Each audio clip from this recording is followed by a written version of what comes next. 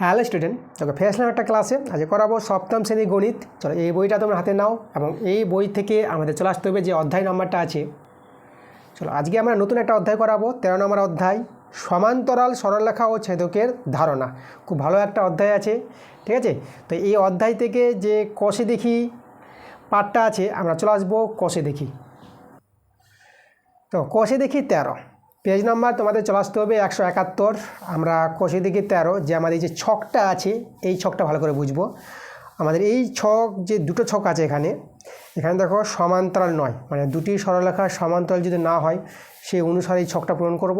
আর যখন দুটি সরলরেখা সমান্তরাল হবে তখন সেই অনুসারে আমরা ছকটা পূরণ করব এখানে। তাহলে এই দুটো ছক যদি পূরণ করা হয়, তোমাদের যদি বুঝিয়ে দিই, তাহলে তোমরা যে অধ্যায়টা আছে না সমান্তরাল সরলরেখা ও ছেদকের ধারণা, এর সম্বন্ধে কিন্তু বুঝতে পারবা। আমি তোমাদের আগে বুঝিয়ে দেবো ভালো করে যে সমান্তরাল সরলরেখা কী জিনিসটা এবং ছেদকের যে ধারণা আছে এই জিনিসটা কি। চলো এটাই আমরা তোমাদের দেখাই প্রথমে। আমি এখন দেখাবো সমান্তরাল সরলরেখা।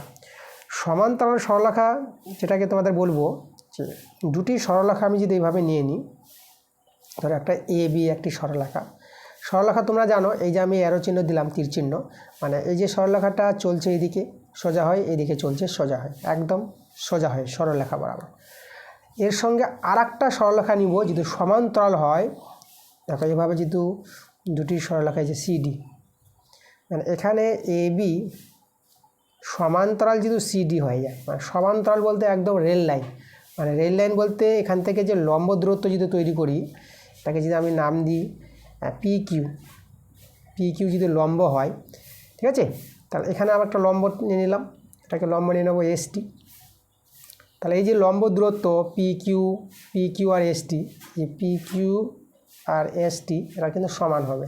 সমান্তরাল সরলরেখার ধর্ম মানে এই সমান্তরাল সরলরেখা দুটির মধ্যে যে দূরত্ব, লম্ব দূরত্ব, সেই দূরত্বগুলো সমান পাবো, একদম রেল লাইন, মনে রাখবা তোমরা, ঠিক আছে। তাহলে এইভাবে আমরা যে এ বি আর সিডি এই দুটি সরলরেখাকে আমরা সমান্তরাল সরলরেখা বলতে পারবো। তা সমান্তরাল সরলরেখা যদি হয়, দেখো এই যে ধরো আমাদের সমান্তরাল সরলরেখা, আর একটা আমি নিয়ে নিলাম ছেদক বা ভেদক, ঠিক আছে, কি ছেদক বা ভেদক বলতে পারবো। এই দুটি সরলরেখা সমান্তরাল, আর সেই সমান্তরাল সরলরেখা দুটিকে আরেকটি সরলরেখা ছেদ করে গেল, যেটাকে আমরা ছেদক বলবো। এটা যদি আমাদের এ বি হয়, এটা হচ্ছে আমাদের সিডি, আর এটা আমরা নাম দিয়ে দেবো ইএফ। এই যে ইএফ হচ্ছে আমাদের ছেদক। এ বি ও সিডির সমান্তরাল সরলরেখা দুটিকে ইএফ সরলরেখা ছেদ করে গেছে বা ভেদ করে গেছে।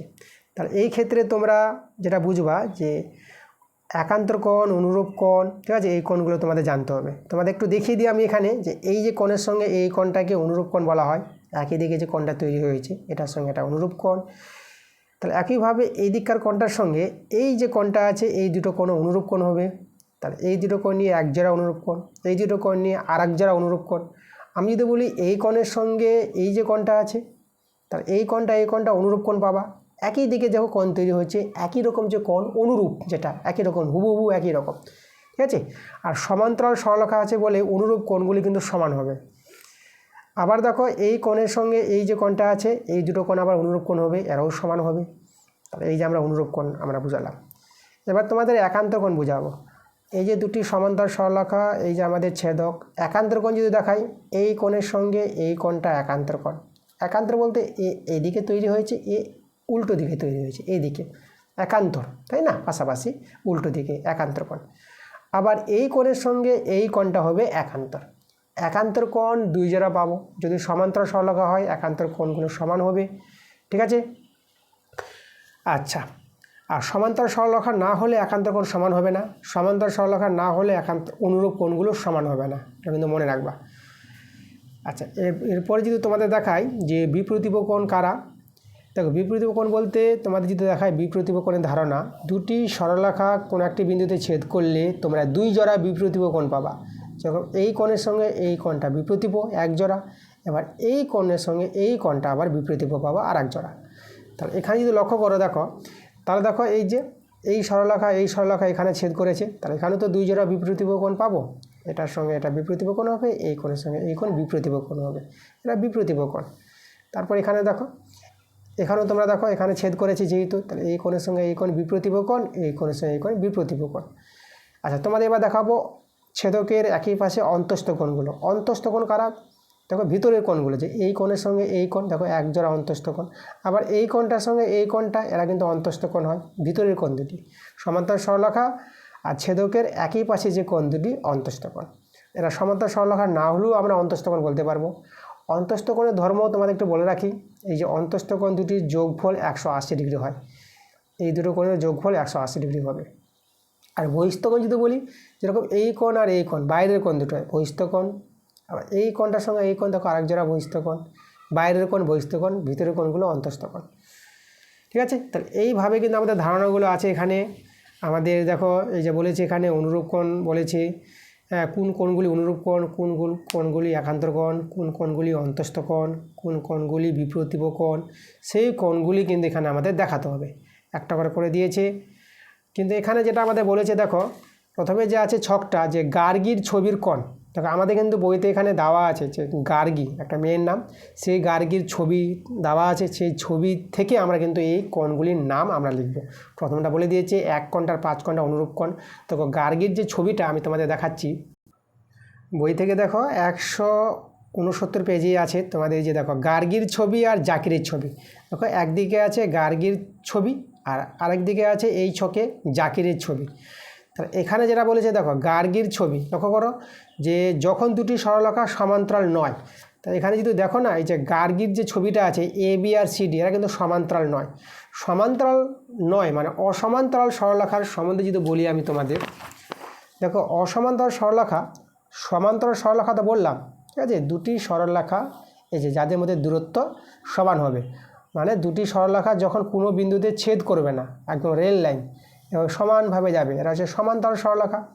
ঠিক আছে, এই যে আমি যে এ বি এটা সিডি নাম দিয়ে দিই, তাহলে এখানে এ বি সমান্তরাল সিডি, এই দুটি সরলরেখা সমান্তরাল হলে এরা কখনো কোনো বিন্দুতে ছেদ করবে না। আর অসমান্তরাল সরলরেখা যেটা, এইভাবে একটি সমান্তরাল, এইভাবে একটা সরলরেখা নিলাম, আর একটা আমি নিয়ে নিলাম যে এইভাবে, একটা আমি নিয়ে নিলাম এইভাবে নিয়ে নিলাম। তাহলে এই যে দুটি সরলরেখা, এদেরকে যদি বাড়ানো হয়, এটাকে বাড়াও, কোনো একটি বিন্দুতে গিয়ে ছেদ করবে। ঠিক আছে, যদি বাড়িয়ে দাও, উভয় দিকে বাড়ালে ছেদ করবে, তখন এই দুটি সরলরেখাকে আমরা সমান্তরাল করব না। মানে একটা এইভাবে করে দিলা, একটা এভাবে করে দিলা, তাহলে এই যে আমাদের দুটি সরলরেখা, এরা কিন্তু সমান্তরাল হবে না। সমান্তরাল কেন হবে না? কারণ এই সরলরেখা দুটি যেহেতু বড় হয়ে চলে যায়, এদিকে বাড়ানো হয়, তাহলে কোনো বিন্দুতে গিয়ে ছেদ করবে। তা যখন দুটি সরলরেখা কোনো বিন্দুতে ছেদ করে, তখন সেই দুটি সরলরেখাকে আমরা সমান্তরাল সরলরেখা বলবো না, অসমান্তরাল এরা। আর যখন দুটি সরলরেখা কোনো বিন্দুতে ছেদ করবে না, তখন সেই দুটি সরলরেখাকে বলা হয় সমান্তরাল সরলরেখা। এই ধারণাটা তোমাদের থাকা দরকার। এখানে যে আমাদের গার্গীর যে ছবিটা এখানে দেওয়া আছে, এই গার্গীর ছবি এ বি এবং সিডি, এই দুটি সরলরেখা অসমান্তরাল। দেখো এই যে এই বিকে এইদিকে বাড়াও আর ডিসিকে এদিকে বাড়াও, এরা কিন্তু কোনো একটি বিন্দুতে গিয়ে ছেদ করবে। তাহলে অসমান্তরাল সরলরেখা অনুসারে দেখো কোণগুলির নাম দিয়েছে, এটা 1 কোণ, এটা 2, এটা 3, এটা 4, এটা 5, এটা 6, এটা 7, এটা 8, এভাবে কোণগুলির নাম এখানে উল্লেখ করে দিয়েছে। তাহলে এই যে আমাদের 1 2 3 4 5 6 7 8, এই যে আমাদের 8টি কোণ আছে না, যে কোণগুলোর ধারণা তোমাদের আমি দিলাম, ঠিক আছে। তো সেই কোণগুলি নিয়ে কিন্তু আমাদের এখানে জানতে চেয়েছে কোন জোড়া কোণগুলি অনুরূপ কোণ হবে, কোন জোড়া কোণগুলি একান্তর কোণ হবে, কোন জোড়া কোণগুলি অন্তস্থ কোণ হবে, কোন জোড়া কোণগুলি বিপ্রতিভ কোণ হবে, কোন জোড়া কোণগুলি বহিস্থ কোণ হবে, সেই জিনিসগুলো কিন্তু এখানে আমাদের ছকে লিখতে হবে। যেরকম দেখো 1 কোণ ও 5 কোণ, এই যে গার্গীর ছবি, 1 কোণটা আর 5 কোণটা অনুরূপ কোণ, যারা কিন্তু অসমান হবে, মানে সমান্তরাল না হলে অসমান হবে, মানে দুটি কোণ সমান হবে না কখনই। তা দেখো 1 কোণ আমি তোমাদের বুঝিয়ে দিয়েছি, যে 1 কোণটা আর 5 কোণটা দেখো অনুরূপ কোণ, এই কোণটা এইদিকে আছে, এই কোণটা এইদিকে আছে, দেখো একই দিকে আছে না, অনুরূপ কোণ। তাহলে 1 কোণটাকে আর 5 কোণটাকে আমরা অনুরূপ কোণ বলবো, এরা আবার অসমান হবে, যেহেতু সরলরেখা দুটি সমান্তরাল নয়। সমান্তরাল না হলে অনুরূপ কোণগুলিও সমান হবে না, আর একান্তর কোণগুলিও সমান হবে না, ঠিক আছে, এরা অসমান হবে। তাহলে এই যে আমাদের দেখো, তাহলে এখানে আমরা 1 কোণ আর 5 কোণকে অনুরূপ কোণ বলতে পারবো, এরা অসমান। 4 কোণ আর 8 কোণ, এদের নামটা আমরা দেখে নেব। 4 কোণ আর 8 কোণটাকে কোন কোণ বলবো আমরা? এই যে 4 কোণ আর 8 কোণ, এই কোণ দুটোকে আমরা অনুরূপ কোণ বলবো। দেখো একই দিকে আছে অনুরূপ কোণ। তাহলে আমরা এখানে 4 কোণ 8 কোণকে তোমরা কিন্তু অনুরূপ কোণ লিখবা। এখানে একদম আমি এখানে কথায় লিখে দেবো যে অনুরূপ কোণ, অনুরূপ কোণ, এভাবে অনুরূপ কোণ বসিয়ে দেবে। এবং এই যে অনুরূপ কোণ কী হবে? এখানে অসমান হবে। অসমান, এখানে আমি অসমান একদম লিখে বসিয়ে দেবো। আমাদের লিখে দেবো যে অসমান, সমান হবে না। অসমান্তরাল আছে, দেখো সমান্তরাল নয়, তার জন্য অসমান। 3 কোণ আর 7 কোণ, লক্ষ্য করো ছবিতে, গার্গীর ছবি। এই যে আমাদের 3 কোণটা আর এই যে 7 কোণটা, দেখো একদম অনুরূপ কোণ, এর সঙ্গে এই কোণটা অনুরূপ কোণ হবে। তাহলে এখানে 3 কোণ আর 7 কোণকে আমরা অনুরূপ কোণ বলবো। এখানে আমি লিখে দেবো অনুরূপ কোণ। এই যে আমি দেখিয়ে দেবো যে অনুরূপ কোণ। এরাও অসমান হবে এখানে, এই যে এটা হবে অসমান, ঠিক আছে, অসমান হবে। আর এই যে 2 কোণ আর 6 কোণ, চলো গার্গীর ছবিতে যদি দেখো, এই যে 2 কোণটা 6 কোণটা একদম অনুরূপ কোণ, এরাও একই দিকে আছে। তাহলে এদেরকে বলবো আমরা অনুরূপ কোণ। কি বলবো? অনুরূপ, এই প্রথম নামটাই হবে এখানে, তোমরা লিখতে পারো অনুরূপ কোণ। অসমান লিখবা অসমান, ঠিক আছে, সমান সমান হবে না। চলে আসবো 2 কোণ আর 8 কোণ। লক্ষ্য করে এখানে এই যে এই 2 কোণটা আর যে 8 কোণটা, দেখো এরা একান্তর কোণ। আমি বুঝিয়েছি, এইদিকে কোণটা আছে, এটা এইদিকে আছে উল্টো দিকে। তাহলে এই দুটো কোণকে আমরা একান্তর নাম দেব। তাহলে গার্গীর ছবিতে 2 কোণ ও 8 কোণ হবে একান্তর কোণ। লিখে দেবো এখানে একান্তর, যে একান্তর কোণ। আচ্ছা, এখানেও কিন্তু একান্তর কোণ, এরা অসমান হবে। যেহেতু সরলরেখা দুটি সমান্তরাল নয়, তাহলে এরা সমান হবে না, অসমান হয়ে যাবে। তাহলে আমি এখানে লিখে দেবো অসমান। 3 কোণ আর 5 কোণ দেখব গার্গীর ছবিতে। দেখো এই যে 3 কোণটা দেখতে পাচ্ছ, 3 কোণটা আর 5 কোণটা, এরাও কিন্তু দেখো পরস্পর একান্তর কোণ। এই কোণটা আর এই কোণটাকে আমরা একান্তর কোণ বলবো। তাহলে এখানে আমি লিখে দেবো 3 কোণ ও 5 কোণ হয়ে যাবে আমাদের একান্তর কোণ।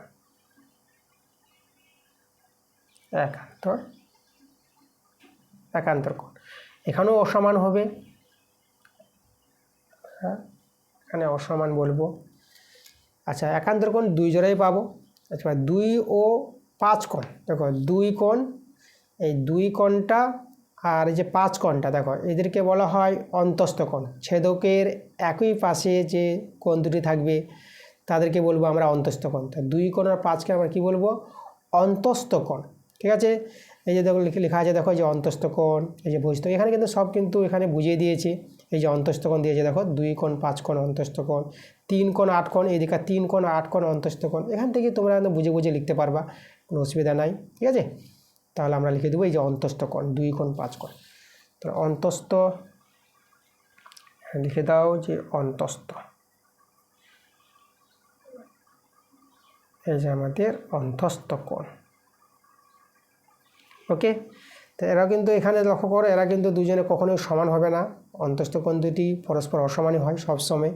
সমান্তরাল হলেও অসমান, ঠিক আছে, আর সমান্তরাল না হলেও অসমান। আর এদের যোগফলটা 180 ডিগ্রি হয়। তো যাই হোক, এখানে আমরা অসমান হবে না সমান হবে সেটাই দেখাবো। এরা অসমান হবে, আমি এখানে অসমান লিখে দেব, অসমান। এবার 3 কোণ আর 8 কোণ, দেখো এই যে 3 কোণটা 8 কোণটা এরা অন্তস্থ কোণ। দেখো এই যে বলেই দিয়েছে অন্তস্থ কোণ। 3 কোণটা আর 8 কোণটাও এই যে ছেদকের একই পাশের অন্তস্থ কোণ। তাহলে এখানে আমরা অন্তস্থ কোণই লিখব, অন্তস্থ কোণ। এরা অসমান হবে, কোণ দুটি সমান হবে না, অসমান হবে। এবার চলে আসবো 1 কোণ ও 3 কোণ গার্গীর ছবিতে। দেখো এই 1 কোণটা 3 কোণটা, এরা বুঝিয়েছিলাম তোমাদের যে বিপ্রতীপ কোণ, দুটি সরলরেখাংশ এই যে জি বিন্দুতে ছেদ করেছে। তাহলে 1 কোণটাকে 3 কোণটাকে বিপ্রতীপ কোণ বলবো, 4 কোণটা 2 কোণটাকে বিপ্রতীপ কোণ বলবো। তাহলে দেখো বিপ্রতীপ কোণ, এই যে এখানে আমাদের এখানে দেখিয়েছে বিপ্রতীপ কোণ, তো আমি এখানে লিখে দিচ্ছি তোমাদের। এই যে বিপ্রতীপ কোণ, এই যে দেখো এই যে 2 কোণ আর 4 কোণ, এবং 2 কোণ 4 কোণ বিপ্রতীপ কোণ, ঠিক আছে। এই যে 1 কোণ 3 কোণ বিপ্রতীপ কোণ, তাহলে আমাদের 1 কোণ আর 3 কোণ হবে বিপ্রতীপ কোণ। এখানে আমি লিখে দেব বিপ্রতীপ কোণ। আর বিপ্রতীপ কোণগুলো তোমরা জানবা যে বিপ্রতীপ কোণগুলো সবসময় সমান হবে, সমান্তরাল সরলরেখা হলেও সমান হবে, আর সরলরেখা দুটি যেহেতু অসমান্তরাল হয় মানে সমান্তরাল যদি না হয় তখনও বিপ্রতীপ কোণগুলো সমান হয়। তাহলে এই ক্ষেত্রে কিন্তু কোণগুলো কী হবে, সমান হবে। এখানে আমি লিখব সমান। 2 কোণ আর 4 কোণ দেখো যেটা বলে দিয়েছি বিপ্রতীপ কোণ হবে, 2 কোণ আর 4 কোণও পরস্পর বিপ্রতীপ কোণ। তাহলে এদেরকে লিখে দেবো আমি এখানে বিপ্রতীপ কোণ, বিপ্রতীপ কোণ। এখানে এরও সমান হবে, এখানে সমান লিখবা। এবার চলে আসবো 5 কোণ ও 7 কোণ। দেখো এই যে 5 কোণটা 7 কোণটা বিপ্রতীপ কোণ, এখানেও তো একটি বিন্দুতে ছেদ করেছে এই যে সরলরেখা দুটি, তার 5 কোণটা 7 কোণটা হবে বিপ্রতীপ কোণ। তাহলে আমরা এখানে লিখে দেব বিপ্রতীপ কোণ।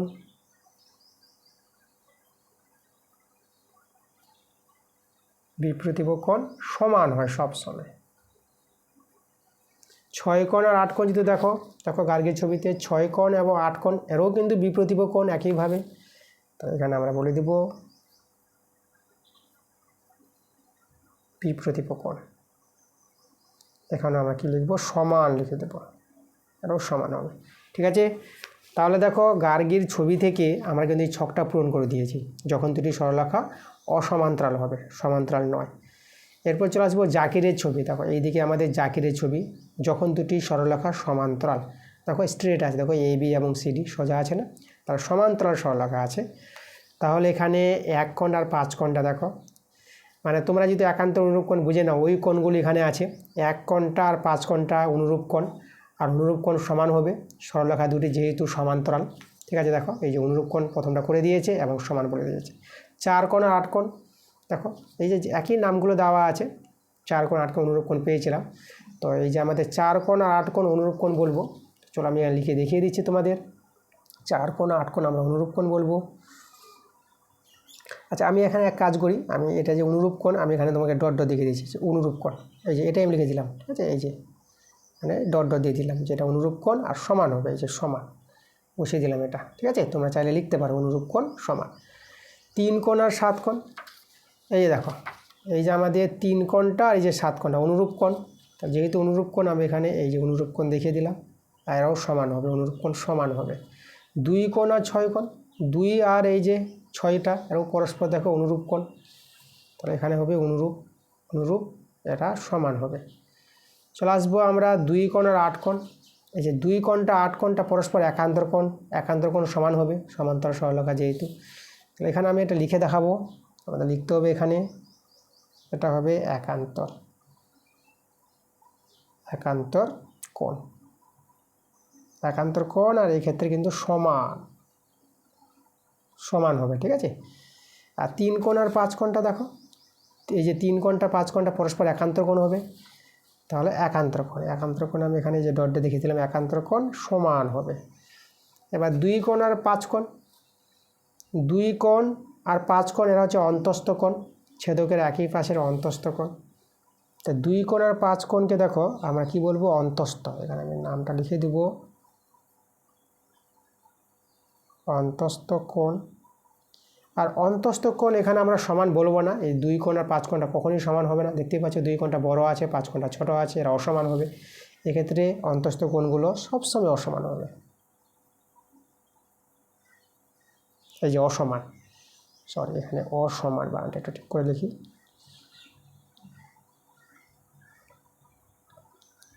অসমান বানানটা আমি এখানে লিখে দিচ্ছি,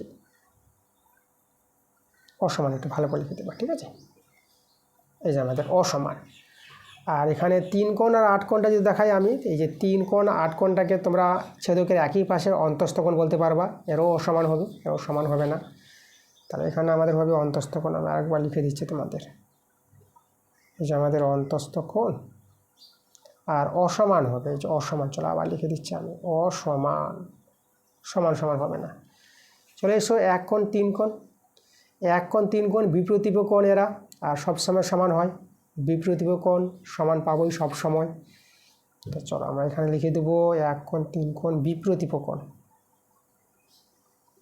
বিপ্রতীপ কোণ আমরা পাবো সমান, সমান হবে। 2 কোণ আর 4 কোণ দেখো বিপ্রতীপ কোণে পাওয়া যাবে 4 জোড়া, এখানে 2 জোড়া আর এদিকে 2 জোড়া, তা 2 কোণ 4 কোণটাকে আমরা বিপ্রতীপ কোণ বলে দেবো। চলো এখানে আমি ডট ডট দিয়ে দিচ্ছি, এটা বিপ্রতীপ কোণ হবে আর সমান হবে।